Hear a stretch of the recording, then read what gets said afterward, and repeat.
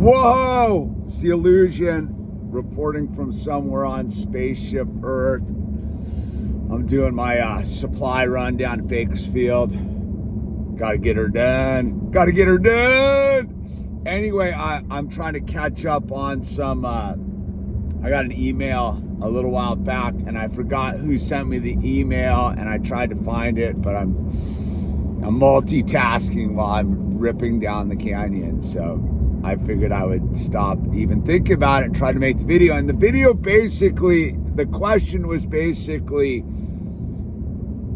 I believe this person was asking me about why they're getting into another bad relationship after having gotten out of a bad relationship, and what that's all about. And I think they were sober, and they had kind of a long-term relationship, and they were sort of getting into another relationship, and again it was more damaged goods.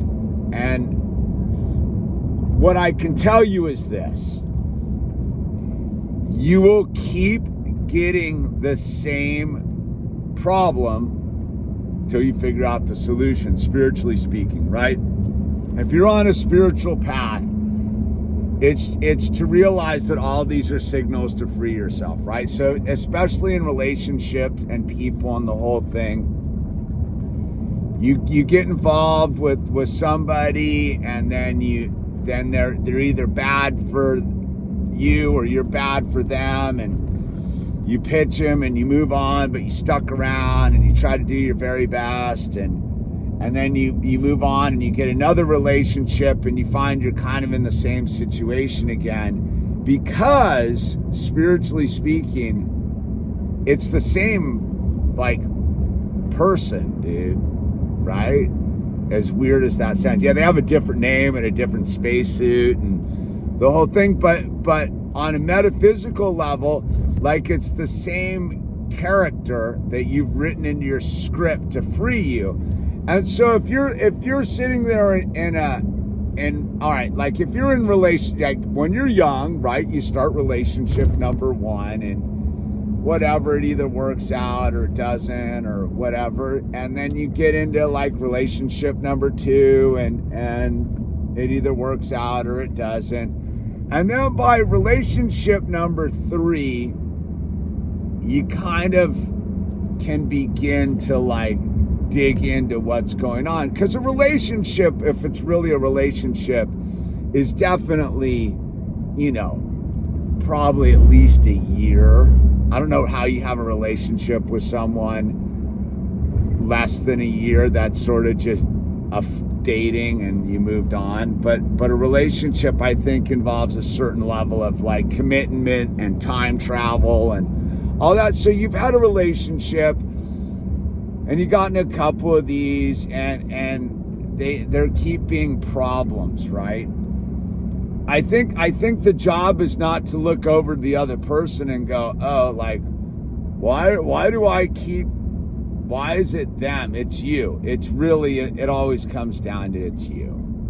And so what is it about you? Why do you keep picking the same broken, dysfunctional person and subjecting yourself to it? And the question is internal. And so I always tell people, like, the best thing you can do for yourself is just not get involved in a relationship for a while. Like that's not like that. A while doesn't mean like a week or a month. I mean like a couple years. Go take some time for yourself. Go actually figure out who you are, right? Because the outside world's a reflection of your inner self. So probably what you're seeing in what's going on in the other person is just you manifest in another person. That's what I mean about you're just dating the same person, really. You're just dating your reflection, i.e. your problem, not your solution. And so take some time for yourself. Get yourself centered. Go live some life. Go just figure yourself out. Like if you think you need a relationship to like make your life complete, you haven't made yourself complete so that you can have a relationship to make your life complete. Like, right? Like the first person that has to be sort of complete is yourself. And once you're sort of put together, you'll attract a person who's put together. You know what I mean? Like, if you're dating a person that's broken, it's because you're broken. So in order to not date a person that's broken, you got to kind of fix yourself.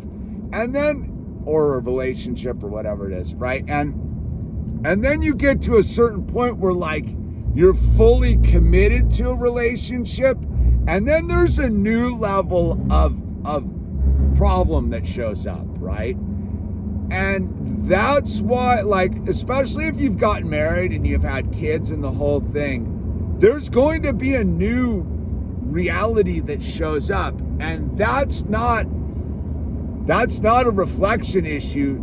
That's a you, like, working on what love's really about and accepting people for where they're at. And that's like a different level of it all. But like on the base level, like before you get to that big, like super tie the knot, have children level of it all, there's like the relationship where, you know, you're living together and you're doing your thing and it's fully like that, and then it turns bad. Well, you got to figure out what that is before you get married to someone. You know what I mean? And have kids with them, dude. Because that problem has to be fixed internally. And what you're going to do when you fix that problem internally is you're no longer going to attract that kind of a person into your life. So the last thing you kind of want to be doing is be married to a person that you wouldn't want in your life, because that no longer serves a function to elevate you spiritually.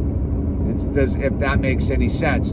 So the whole concept of having relationships before they get super serious is so you can figure yourself out. Not so you can figure out the other person. That's not your job. Your job is not to figure out the person sitting across from you at the dinner table and be like, so what's wrong with them? It's like, what's wrong with you? And that's always, it really always comes back to you gotta deal with the person in the mirror. And if the person sitting on the other side of the dinner table from you or sleeping in the bed next to you is an unhealthy relationship, and you keep repeating this cycle, you have to ask yourself, what is wrong with you? And then once you kind of go do that work on yourself and you dig into like what it is that you're all about and what your problems are, because most people don't want to admit that they're totally messed up. You can't get through this monkey show of a society and not be totally messed up on a certain level. So your job is to go in and do the work on yourself and heal that and fix that and accept that and stop projecting that into a person that you're bringing into your life. So it really comes down to just detox on relationship, i.e. stop doing them for a while and give yourself some space to be you. And if I recall the email, it's just jumping from one toadstool to the next.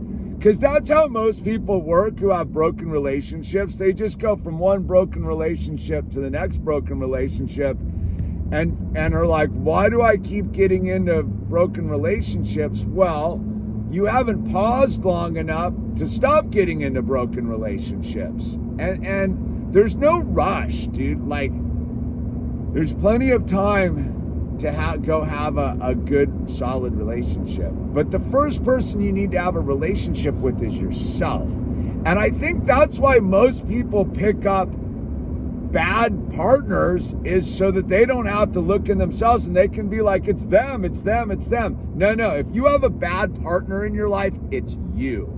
It's your problem. It's not their problem, dude. That's the rub, dude.